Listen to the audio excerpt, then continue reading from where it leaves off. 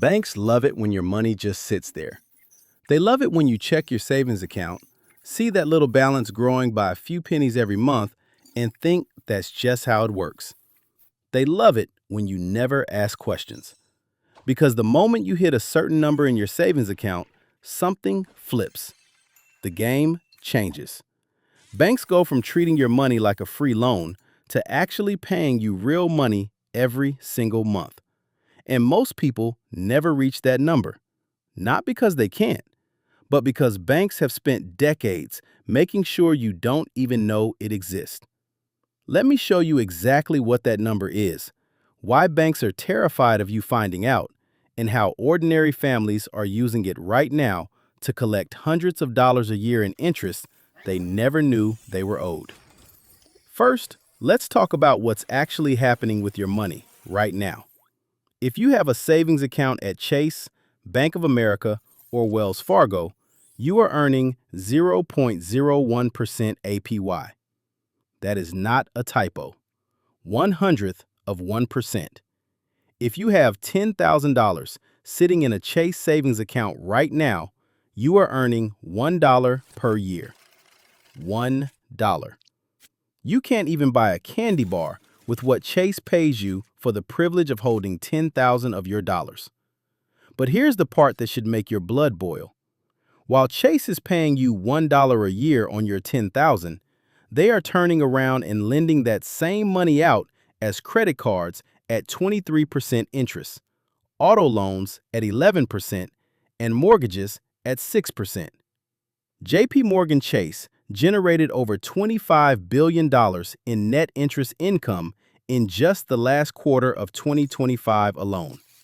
They expect to pull in $103 billion in net interest income this year. That is the gap between what they pay you and what they earn lending your money to other people. You are funding their profits and getting a penny in return. And it's not just Chase. Bank of America pays 0.01%.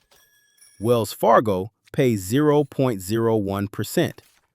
The entire banking industry earned $295 billion in profit last year, up over 10% from the year before.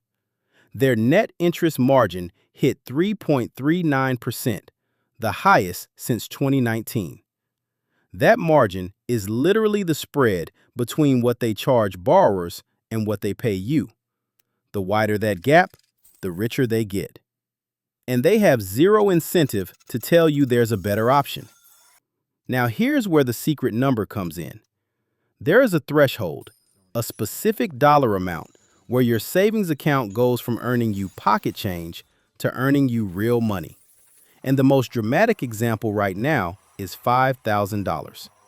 At CIT Bank, if you have $4,999 in their Platinum Savings Account, you earn 0.25%. Pennies. But the moment you cross $5,000, your rate jumps to 3.75%. That is a 15 times increase at one single threshold. On $5,000, you go from earning about $12 a year to earning nearly $188 a year. Same bank, same account. Just $1 more in your balance, and suddenly the math completely changes. And right now through April, CIT is running a promotion that bumps that rate to 4.1% for the first 6 months. That's over $200 a year on a $5,000 balance. Varo Bank takes it even further. They pay 5% APY on the first $5,000 in your savings account. 5%. That means $5,000 earns you $250 a year. Compare that to the $1 Chase would give you on $10,000. You'd earn 250 times more at Varo with half the money. But here's the catch. Varo requires $1,000 a month in qualifying direct deposits to unlock that rate. And the 5% only applies to the first $5,000. Everything above that earns 2.5%. So Varo rewards you for hitting the threshold, but caps the benefit. Still, For someone building up their first emergency fund, it's one of the best deals in banking right now. The next threshold to know about is $10,000. Everbank's Performance Money Market account pays just 2% if you're below 10,000. But cross that line and your rate nearly doubles to around 4%. That is a massive jump for a money market account that also gives you check writing ability and a debit card. $10,000 at 4% earns you $400 a year. At Chase, that same $10,000 earns you $1. $399 a year in lost interest, just because nobody told you to move your money. And then there's the behavioral threshold. Lending Club has a level up savings account that pays 4% APY, but only if you deposit at least $250 per month. Miss that deposit and you drop to 3%. This one isn't about how much you have, it's about consistency. They're rewarding you for building the savings habit, which is actually a brilliant design for someone trying to reach that first 5,000 or 10,000. So why don't banks want you to know about these numbers? Because you're their cheapest source of funding. When you keep money in a 0.01% account, the bank gets to use your cash almost for free. They lend it out at 6, 11, 23% and keep virtually all of the profit. The moment you move that money to a high-yield savings account paying 4%, the bank funding that account has to actually share the profits with you. You go from being a free source of capital to an actual cost on their balance sheet. This is why Chase has never offered a competitive, high-yield savings account. They don't need to.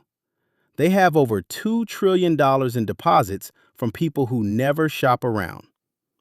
82% of Americans don't use a high-yield savings account.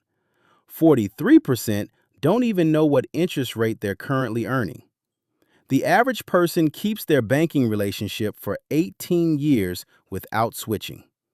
Banks are betting on your inertia, and for most people, that bet pays off beautifully for the bank. Here's what makes this even more painful. The people losing the most money to this system are the ones who can least afford it. A Bankrate survey found that Black and Hispanic Americans pay roughly twice as much in monthly banking fees as white Americans. Black consumers are 84% more likely to live in a household that frequently overdrafts. The median savings for Black households is about $2,100, compared to $12,000 for white households. And there are over 3,600 banking deserts in America, where people don't even have a bank branch nearby. And those deserts are concentrated in lower income and predominantly Black neighborhoods. So the system isn't just taking advantage of people who don't know better. It's structurally designed to extract the most from the people who have the least. And that is exactly why knowing these thresholds matters so much. Because a high-yield savings account isn't a luxury product for rich people. Most of them have zero minimums and zero fees. You can open one with your phone in 10 minutes. Let me give you the action plan. Step 1. Open a high-yield savings account today. You don't need to close your Chase or Bank of America account. Keep it for your checking and daily spending if you want. But your savings need to be somewhere that actually pays you. Right now, the best options with no minimums and no fees include Ally at 3.2%, Capital One 360 at 3.2%, Discover at 3.3%, Marcus by Goldman Sachs at 3.65%, and SoFi at 3.3% or up to 4% with their Plus membership. All of them are FDIC insured up to $250,000, same as Chase. Your money is just as safe. Step 2. Set a savings target of $5,000. That's your first magic number. Once you hit it, you unlock the best tiered rates, like CIT Bank's Platinum Savings at 3.75%, or Borrows 5% on that first 5,000. If 5,000 feels far away right now, start with an automatic transfer of even $50 per paycheck. At $100 a month, you'll hit 5,000 in about 4 years. At $250 a month, you're there in 20 months. Step 3. Automate everything. Set up automatic transfers from your checking to your high-yield savings on payday before you have a chance to spend it. Lending Club literally rewards this behavior with a higher rate when you deposit $250 a month. Make the automation do the discipline for you. Step 4. Once you pass $10,000, consider splitting your money strategically. Keep your first $5,000 at Varo for the 5% rate if you qualify.